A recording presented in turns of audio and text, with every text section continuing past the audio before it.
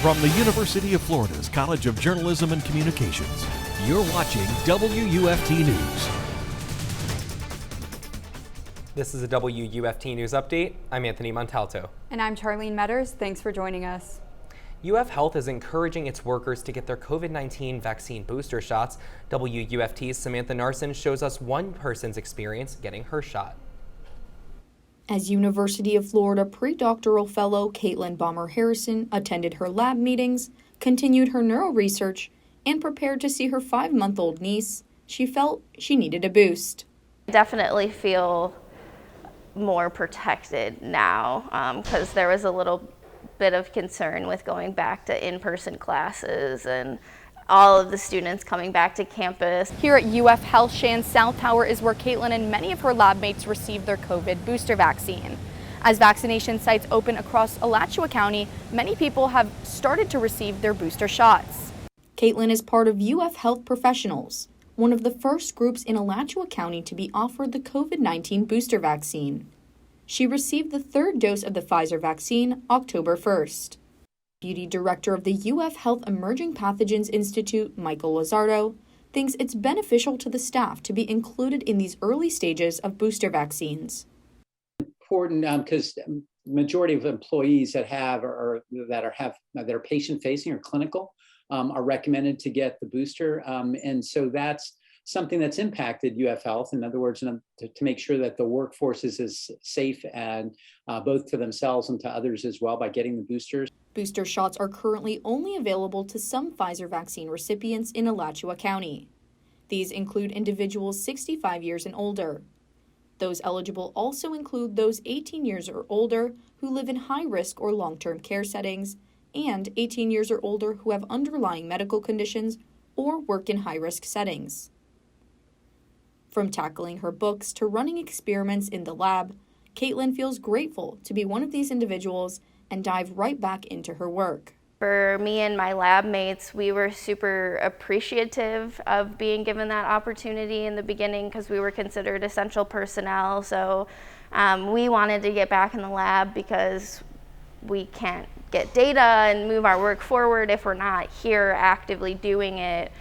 As a scientist, Caitlin is confident in her decision. She believes it will allow her to connect with her loved ones safely. Samantha Narson, WUFT News.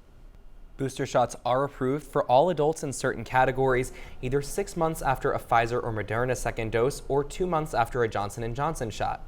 The categories include people with risk factors such as diabetes and obesity, or jobs that put them more on the front lines of the pandemic, like teachers and first responders.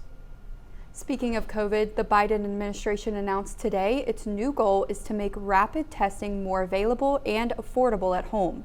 NBC's Alice Barr has more from Washington.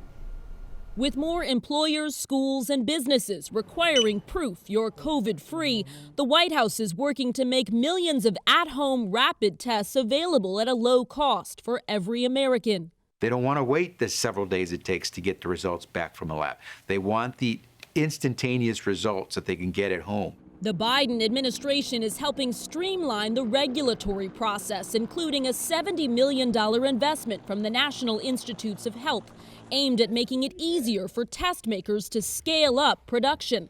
Federal agencies also identifying more manufacturers that can shift to making affordable at-home tests. We're trying to ratchet down the price so people don't have to pay $15 for a test. We're trying to get that down into single digits quickly. It comes amid pushback to President Biden's impending order requiring all companies with 100 or more workers to mandate COVID vaccines or frequent testing. Doctors say testing will be even more important heading into the holidays. It's going to be incredibly important for families to be able to have these tests before they go home to see relatives, and then have them available if they've got unvaccinated household members. As the focus has shifted to vaccines, a reminder today of the critical role testing plays in stopping future outbreaks. In Washington, Alice Barr, NBC News. Gainesville residents have a reinvented park to enjoy on the northeast side of town. After some COVID delays, the city officially opened Unity Park on Saturday. Dozens of community members and local officials came together for a ribbon-cutting ceremony. Wild spaces and public places, a 0.5% sales tax, helped fund the park improvements. The Gainesville Women's Club also donated $10,000. Well, our focus over the years was on children. And when you think of children playing in a park, you want it to be the best park they can possibly have. So it went along with our focus on education and community and the home, all of that. Unity Park is located at 1700 Northeast 31st Avenue. It's open daily from dawn to dusk. You know, that may be a fun place to explore this weekend. Yeah, and I heard it might even cool down this weekend. Let's ask Julia Haley in the UF Weather Center. Yes, we should be expecting some lower temperatures this weekend. Look at the campus cam, beautiful skies, and our temperatures in the mid-80s. We have Ocala, the Villages, Gainesville, and Stark. Wonderful right now. On to our hour-by-hour temperatures declining from the high 70s to the low 70s with possible chances of fog in the morning. On to our latest updates. We will be relatively rain-free on Tuesday and Wednesday, but watch out, we may have some rain and storms on Thursday. But as we get toward Halloween weekend, things should be clearing up and we should have some wonderful highs in the 70s.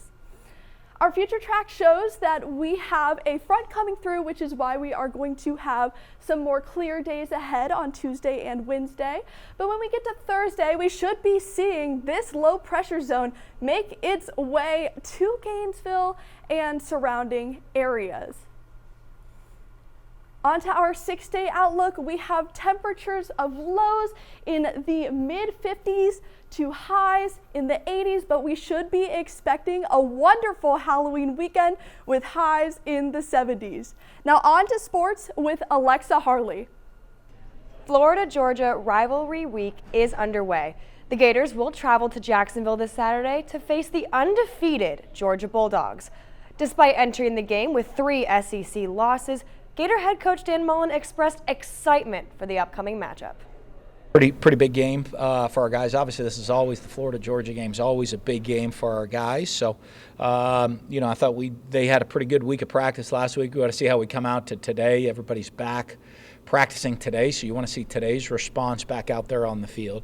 I think our guys are pretty excited for the game. It may only be October, but it's never too early to talk about Gator baseball. Florida played its first exhibition game of the fall, splitting the 7-inning doubleheader against Georgia Southern.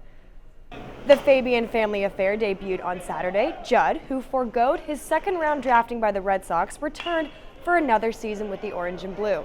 His younger brother Derek stole the show, smashing a homer in each of the games. The fall ball frenzy will continue this Friday with Gator baseball playing against Georgia in Jacksonville. Keeping things strictly on the diamond, the World Series stage is set. The Astros won the AL pennant for the 3rd time in the past 5 years, while the Braves, who famously blew a 3-1 lead in last year's NLCS, finally punched their ticket. In his 12th season, All-Star Freddie Freeman will get to play in a World Series. Houston and Atlanta begin the final battle tomorrow. Game 1 at Minute Maid Park will start at 8:09 p.m. on Fox. The Braves will send Charlie Morton to the mound, while the Astros will call on Framber Valdez to start. Week 7 in the NFL has come and gone. The Tampa Bay Buccaneers enjoyed a big win, 38-3, over the Chicago Bears. Quarterback Tom Brady, who threw his 600th career touchdown, ended the game giving his hat and gloves to Noah Reed, a 9-year-old boy who credited the MVP QB with helping him fight brain cancer. The young fan burst into tears of joy after meeting his hero.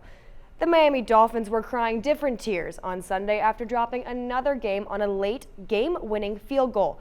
The Falcons won with 163 yards from former Gator Kyle Pitts, the most by a tight end this season. Ice, ice, baby, hockey is on tonight.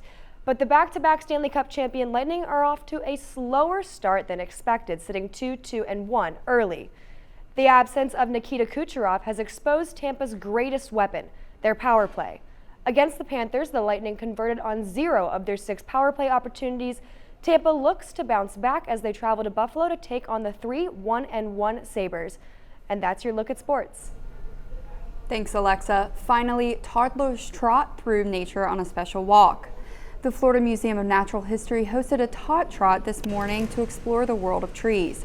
Kids 2 to 5, along with their parents, began at the Discovery Center exhibit. Then they headed outside and explored a nature trail. After the walk, they used leaves and pine cones to paint. If you experience something early, you're likely to do it in the future. And getting kids out in nature is more important than ever because of all the TV and video and online stuff. We'll continue to host this event twice a month for the next year. Thanks for keeping up with WUFT News on Facebook. I'm Anthony Montalto. And I'm Charlene Metters. That's our time for now, but your Florida news is always on at WUFT.org.